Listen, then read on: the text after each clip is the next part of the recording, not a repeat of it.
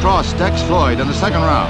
It's the second knockdown. Qu'est-ce qui pousse certaines entreprises à se relever quand elles ont mordu la poussière? L'honneur? La gloire? Une pointe de masochisme? Et surtout, qui est là pour célébrer ceux qui ont refusé le chaos? Des excentriques? Des téméraires? Des visionnaires? À l'occasion de sa 10e année, le prix Ulysse vous révèle son histoire secrète.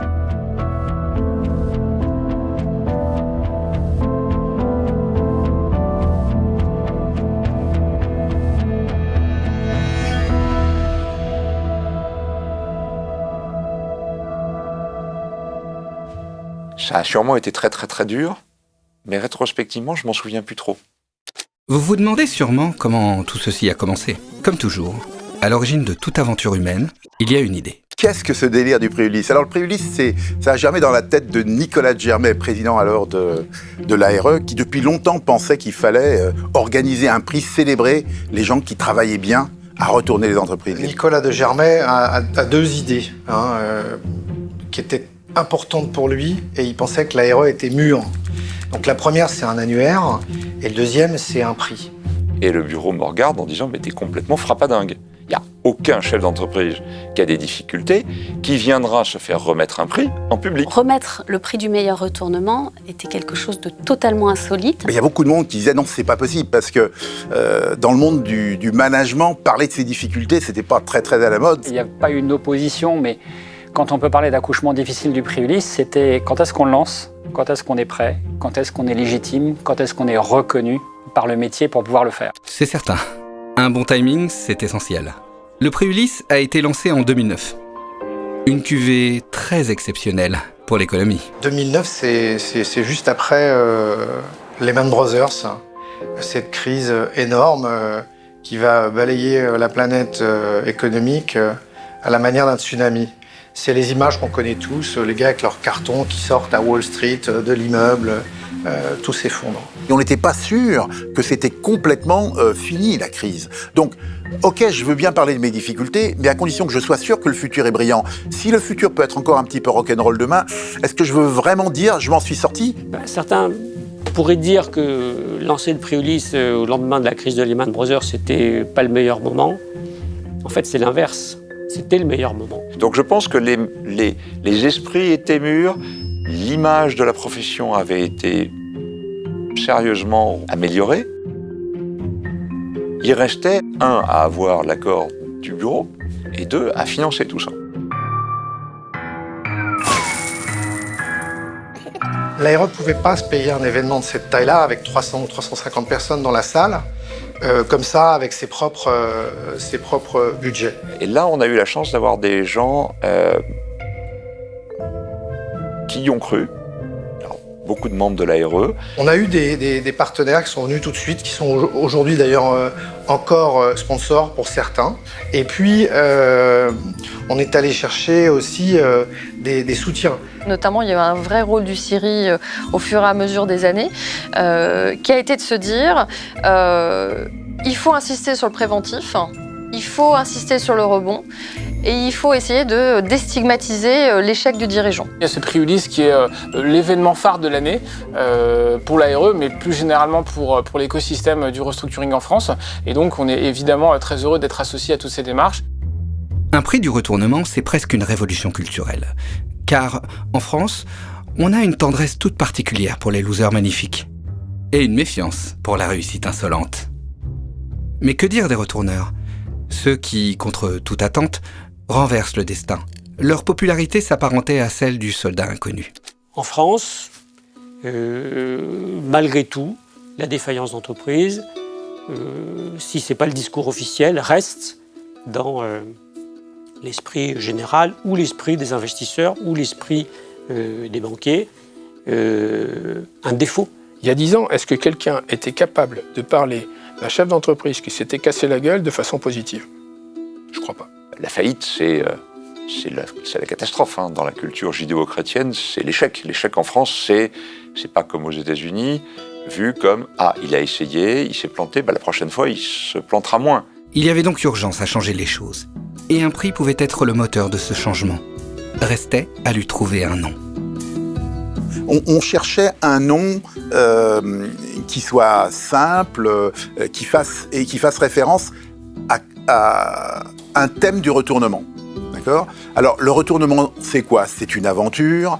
Le retournement, c'est une bataille. Le retournement... Alors, on a comme ça mis plein de mots sur la table, et puis ensuite, on s'est tout doucement approché de la mythologie grecque, etc. Il y a eu plusieurs idées pas terribles qui sont sorties, et à ce moment-là, il y a Philippe Druon, donc avocat dans le groupe, qui a sorti Ulysse. Et tout d'un coup, tout le monde a dit, c'est ça.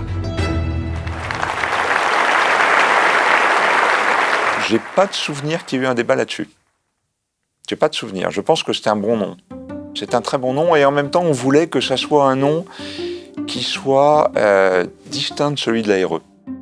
Une poignée y croyait déjà. Mais les candidats allaient-ils vraiment se bousculer pour s'embarquer dans cette odyssée qui pouvait s'apparenter à une galère ? Ça n'a pas été facile les premières années d'aller chercher et trouver des candidats. Et à l'intérieur, il y avait de l'ARE, mais il y avait des gens qui doutaient. Est-ce qu'on va y arriver ? Est-ce que des managers vont véritablement décider de monter sur scène ? Parce que, une entreprise qui a eu des difficultés, elle a traité ses difficultés, c'est passé, c'est dans le passé, on regarde devant, on est chef d'entreprise, on regarde devant.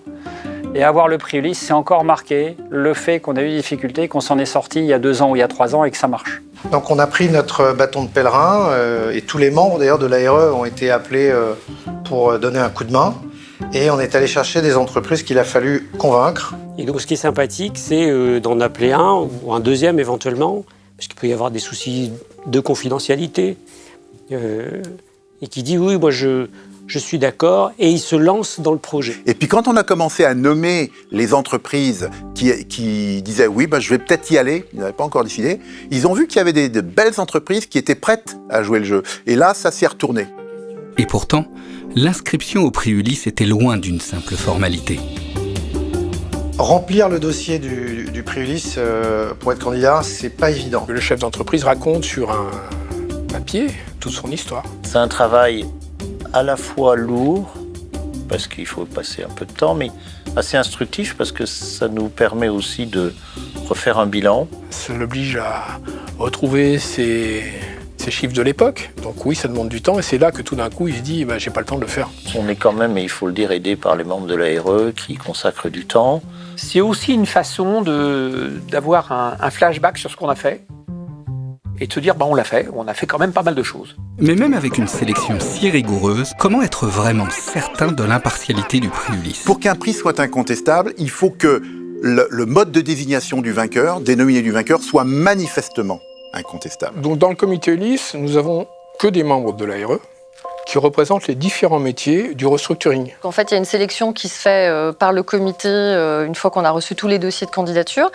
Cette sélection, elle se fait assez naturellement sur plusieurs critères. Le premier, c'est généralement est-ce qu'il y a eu un beau retournement opérationnel, c'est-à-dire qu'on n'est pas essentiellement concentré sur le retournement financier. On va essayer de regarder aussi que ce soit des dossiers qui n'ont pas eu, on va dire, des dégâts sociaux trop importants, c'est-à-dire qu'un dossier qui s'est fait uniquement par retournement avec un plan social très significatif ne sera pas un dossier qu'on aura envie de mettre en avant en qualité de beau retournement.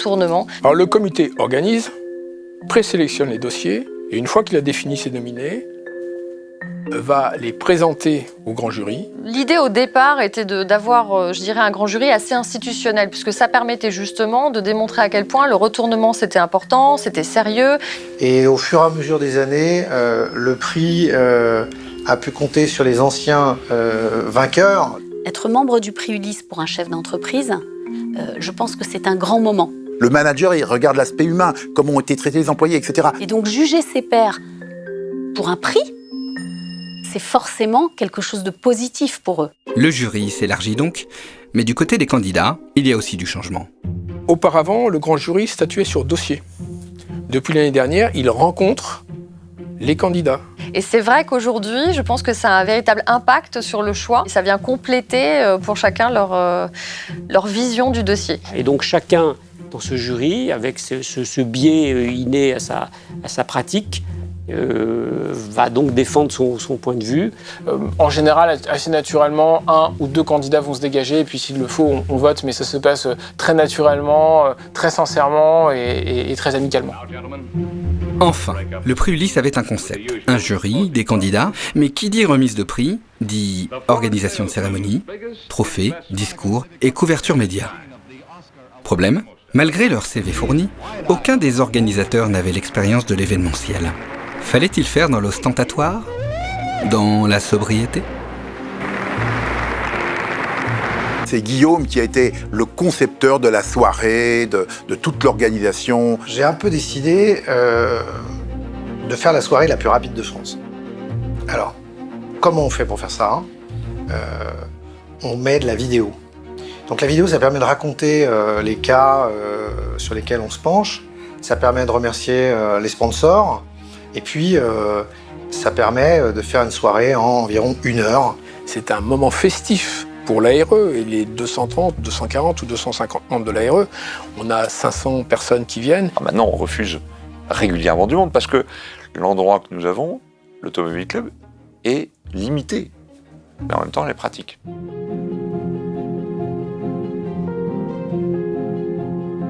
On arrive dans l'Automobile Club. Quand on n'est pas habitué de cette cérémonie, on se dit « Waouh, il y a du lourd là autour ». Ce qui m'a impressionné, c'est tout ce monde, tous ces métiers, toute cette bienveillance. J'étais extrêmement relax parce qu'on ne s'attendait pas du tout à recevoir le prix. Il y avait en face de nous des noms connus, des gens connus, des patrons d'entreprises connus. On était au bar quand la séance de remise des prix a commencé.